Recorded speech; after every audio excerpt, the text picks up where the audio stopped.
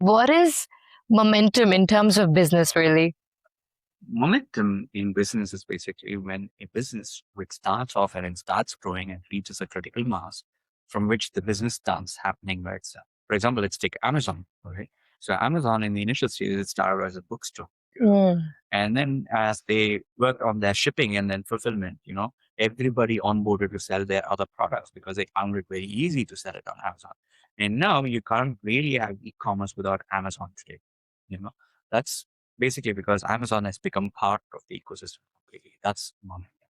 Another example of momentum is basically where Google has created an ecosystem for itself. It started with just a search engine.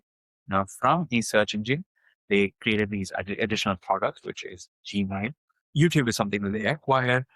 Gmail is something that they built. They created Google Chrome, you know, and they made Google a default ecosystem. So now Yeah. what ends up happening is people can't think twice before using Google for anything for that matter, right?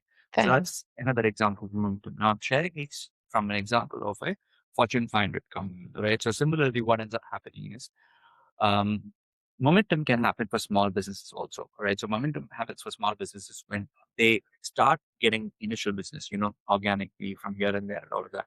They start getting that traction. And after a while, once they've reached their traction, they have the most respected or known person in the industry. So the growth happens by itself, They Right. have they have an excellent team. The excellent team basically fulfills also the responsibilities and they are getting new business. And then the business happens by default, organically. There's a couple of people coming in on a regular basis. So when all of these happens, you can say the business has built momentum.